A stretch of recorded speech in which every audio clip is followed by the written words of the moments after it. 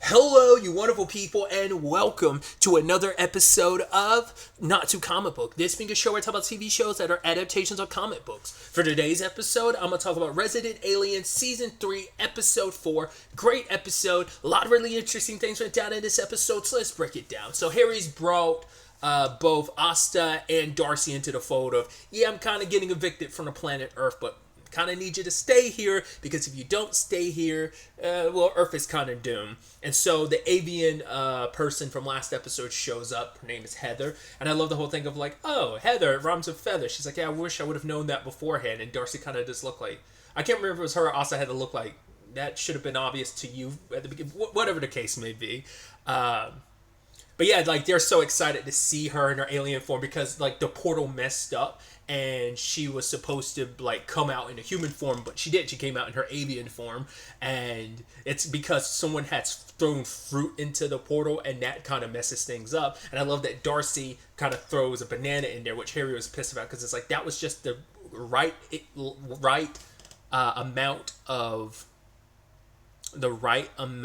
ripeness. It was just a perfect, like you could have picked any of the other fruits to throw in there. And Darcy's kind of feeling that win, like, yeah, like I ended up saving the day because now that Heather can't get back, it can also stop the housing council from showing up because they're the ones that's really going to oversee this whole situation. So we didn't really get into it too much this episode, but I'm assuming we'll get into it more next episode, is the more legality of it because, well, Kayla's the one that kind of gave them the suggestion of kind of handling like this by countersuing. And so I'm wondering who is Harry going to get to represent himself. I mean, I'm wondering, will Heather end up being representative of Harry for the housing council, or will he end up having to get like a court-appointed lawyer type of situation? I'm curious to see how that works out.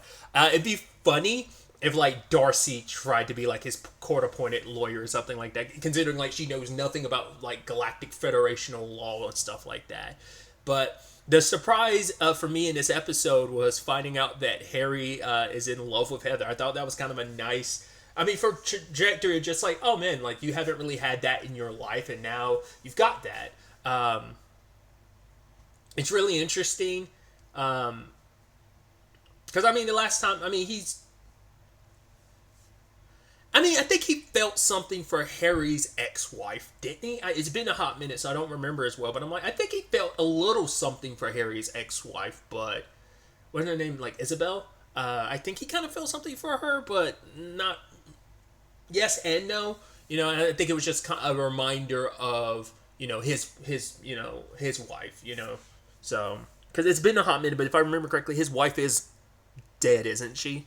I believe. Yeah, I believe so. Yeah. Because I think that was kind of a point that him and Asta ended up connecting over early on in the story, was that whole point and everything. But so he hasn't really been like, it's probably hasn't been in love with anyone in that capacity since his wife. And it ends up being this interesting conversation between him and Asta, where he's like, oh, like I feel the same way about her the way about you, except it's not just in my head and my chest, it's also in my pants. Is that why they call it being in love? Because it's in your pants? But Asa was kind of like, no, you need to focus on saving the world rather than falling in love. But that kind of gets her questioning things later on, because she's like, why did I do that? And, her dad's like, do you kind of have those feelings for Harry? She's like, no. Because he's like, are you a little jealous? She's like, maybe I was. But, I mean, it's not romantically. She's like, well, maybe it is to some extent. I mean, love takes on many different forms. There's friendship love. There is parental love. Well, I guess platonic love would be more like the friendship love, but like parental love, significant other love. So that was always been my thing of, is Asta and Harry going to become a thing? And it's like, I don't know if it's full on emotional love in a relationship type of, in a dating sense, or whether she has those feelings for him or not. But it also, because she even says like, it's been her and Harry for so long. She's known Harry's secret for a while, but now it's not kind of even just, they were a team, and Harry might be the oddball he is, but there is communication, and now he won't answer her calls. So it just feels like, oh, that's like more and more people have kind of gotten involved, and this was kind of their thing. They were this partnership. And Dan reminds her, like, yeah, but you know how Harry feels about you. Like, I mean, that's the only reason why Earth is still around is because Harry grew to love Asta. So I'm curious to see if that morphs into something more than what it is, more than just a really good friendship, or will it just be like no, it just stays a very platonic thing? I'm sure Asa's figuring that out, and obviously Harry hasn't quite been aware of that. I don't know. I'm curious to see if that. Once again, I've always just kind of wondered, like, will Harry and Asta ever get together? And we'll see. So, like I said, it just might be a friendship situation, but yeah, I just love how much Harry's like losing it over Heather. Just like he getting so weak in the knees, wanting to smell her, and it's just like, oh, like I've done this. She's like, oh, he's like, oh, you want to go to this pizza place? She's like, I hate pizza. It's like, me too. Oh my god, we are the same. And also like their like weird laughs and stuff. It's so adorable. Him like getting her a blanket. It's like telling us, it's like, hey, get her a blanket and spit on it. She's like, I'm not going to. But when she brings it, like Harry spits on it because like there's a very specific bed or whatever that's like made from like a certain species saliva. So even getting Max to deliver the note, which I should also note finally answers the biggest question I have. It's such an obvious thing in retrospect because I said it at times, like it's pretty stupid that I got so hung up on it, but I was always curious, can Max see other aliens? And this episode answers that question. Like, I mean, it makes sense. Like, why would you just be allocated to only seeing one species of alien? But I just wasn't sure. I guess it's all the same tech that they use. So, like, his eye's able to see, like, the genetic thing that he has allow him to see past the tech they use to kind of glamour themselves to look like a human. I guess in the long run, I guess, yeah, in retrospect, it makes sense. Like, why wouldn't he be able to see? But because I'd also justified it by being like, well, all the Greys he's running into are hybrids, so they're going to be human passing because they don't really have an alien form because they're part human. Or like, and Greys don't disguise themselves as humans, at least not that we're aware of. So it's just simply like if you ran into a Grey, he would just see a Grey for what they are, type of situation. So that was kind of a conversation I think I had last episode or the episode before last. I think it was last episode. So it was just kind of neat to finally get that. So Max recognizes her, drops off the note. He's like, oh, do you like, is there a doctor you like in the town more than Harry? Yeah, it was something like that. She's like, yes, no, maybe. Very like, very elementary school of it. But it's like, right, she's only going to be here for a limited time until the portal gets fixed. So why like start something? She does like Harry, but I think for her it's like kind of like, you know, it's like, right, why, you know, we'd have to separate eventually, so she's not trying to put herself in that situation. Harry's like, yeah, us being friends would be great. He's kind of about to break down and stuff. It's like, oh, poor Harry. He's like, yeah, being friends would be the best. You know, like that's actually really sweet. But I do love the ultimate like conclusion to that though, because he made her a nest in her like hotel room, and he's just like, I just want you to be happy. And they end up, it was actually very beautiful, like her showing up. I love the comedic thing of she like ran into the wall. It's like obviously, you know, playing into the whole being a bird thing, well, specifically running into the window. I was like, are you just gonna smash through that? Oh nope, you just hit your head on it. I thought the whole thing was, oh, you're gonna smash into it and cuddle. It's like, no, it's actually really beautiful, them both being in their alien forms together and the kissing and her like flying them up and levitating them as they like, oh, it's really something beautiful and sweet. It's interesting too because how that ties into Darcy's story, because Darcy runs into Elliot, he's got a new girlfriend, and for her it's like, yeah, I'm doing great things. I did a thing, I can't really tell you about it, but it involved a banana. It was pretty big, saved the world type of thing. It's like, okay, cool. And so she ends up talking to Harry about it, because it's like, right, it's got to be kind of lonely doing what you do because you're like helping the world, but no one will ever know what you did. And he's like, yeah, but it's not so lonely because I have Asta by my side, because, you know. But Darcy's like, but yeah, isn't that kind of sucky? Like, no one will ever know what you did. And it's like, I've been a part of something amazing. I actually played a role in helping save the world by destroying that, messing with that portal this episode. But now it's like running into Elliot, it just made her like, she's happy that he's happy, but it's just a reminder of, it makes her realize like, maybe the fact is I am happy that he's happy makes me sad, because it makes me realize like, maybe I was in love with him and I had something really nice and I might have ruined it and there's no getting that back. That reality is, and that whole thing kind of got Harry thinking. That's why he was like, even if we were just going to be friends, as long as you're happy, I'm happy. And so, but that leads to them kind of getting together. I don't know if they're going to do the whole electric boogaloo type of situation, like if they're going to get down or not, or whether it's just going to like stop it making out, but still. Which I love also Harry talking to like the general and all these other generals, and it's just kind of like, yeah, like he's talking about the Yellowstone situation, but he's also talking about his love life, and I love that he's like, ooh, some suggestions about stuff. It's like, oh, and the general had to be like, we're talking about the Greys. He's like, oh, well, we'll circle back to the love thing afterwards, and and he actually took the other general's advice of trying to think what was the most recent thing I'd seen that actor in. I mean, sci-fi wise, it'd be Van Helsing because he was in the. Was he in the final season? No, I know he was definitely in the fourth season.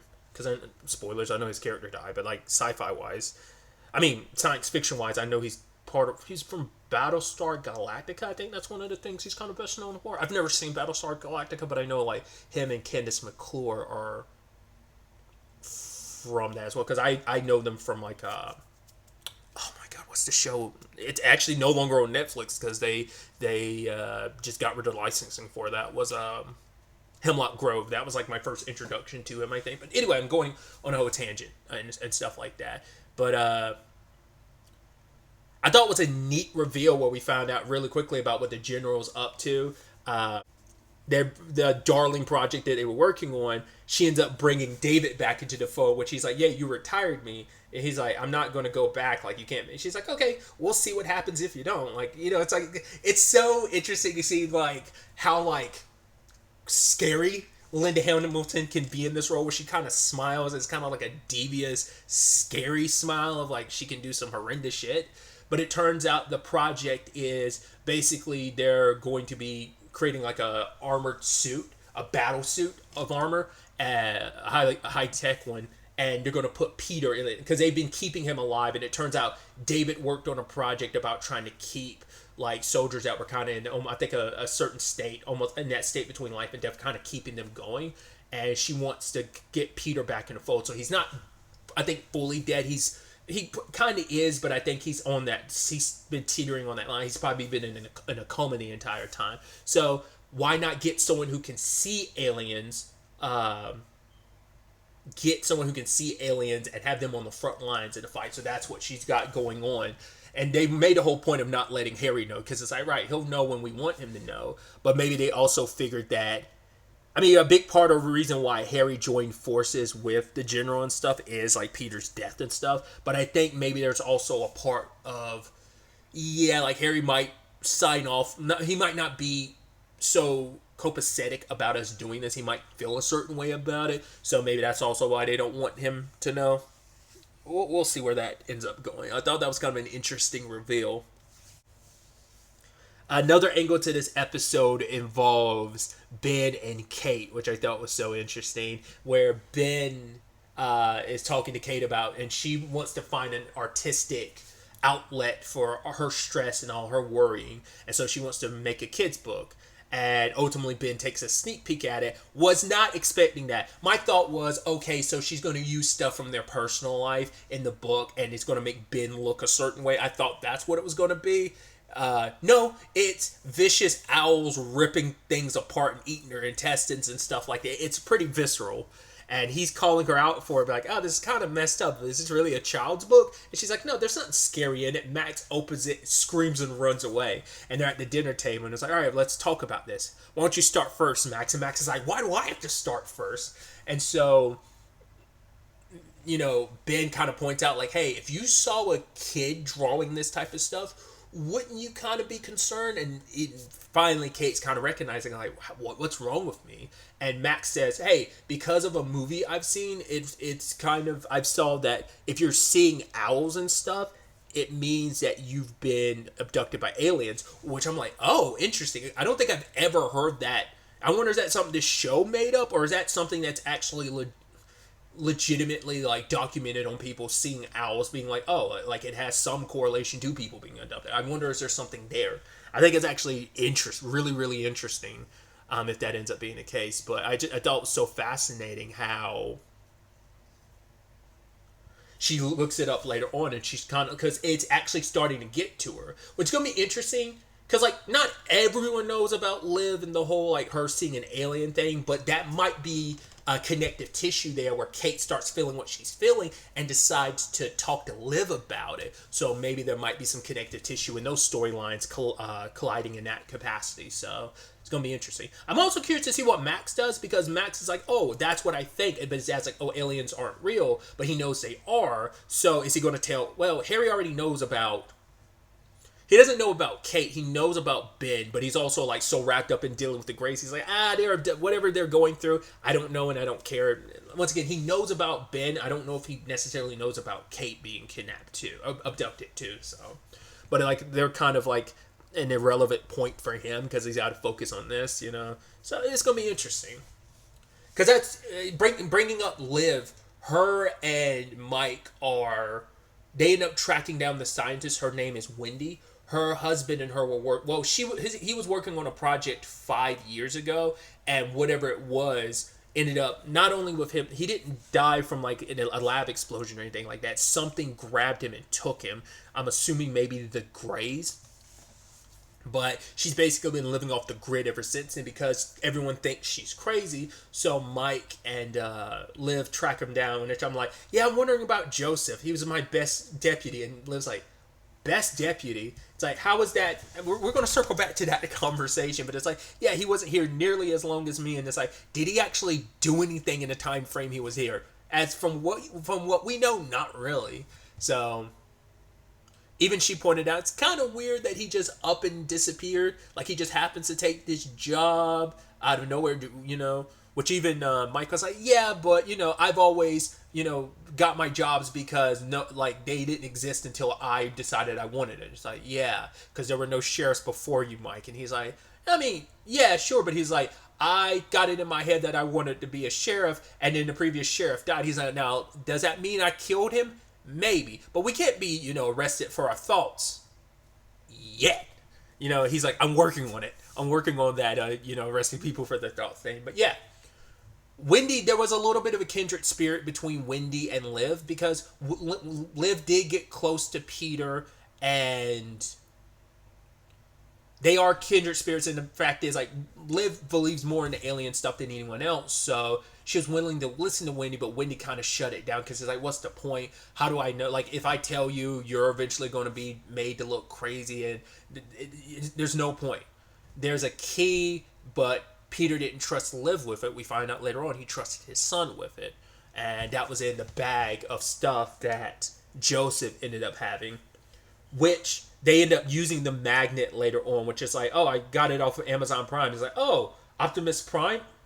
It's like, wait, she's like, how'd you correlate that? He was like, you know, the Transformers, like that's, Amazon Prime is obviously his wife. She's like, when would I ran into a Transformer? And he's like, I don't know, they disguise. Like, I ran into him in an auto body shop. But one of the magnets ended up being the key they needed, because Mike realized the dimensions of the van didn't match up with stuff. And so they found the key, which, like, the slot for the key. And then later on they found the key.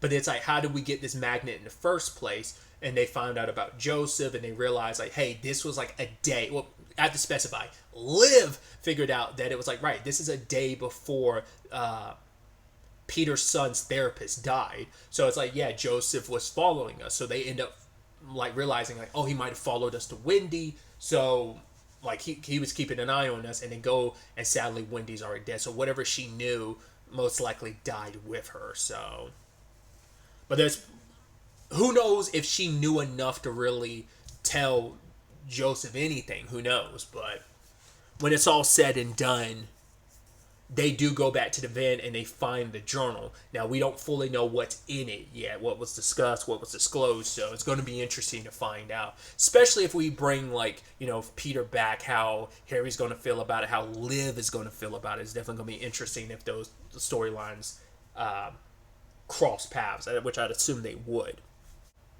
There was also the other story element to this episode, and that is Jay filling out college applications and having to figure out your family tree. And it's like, well, that's complicated considering I'm adopted. And so was my biological mom, so she doesn't really know much about her personal life. I'm like, am I confusing this with something? I was like, no, I think she met her mom She met her biological mom last season, didn't she?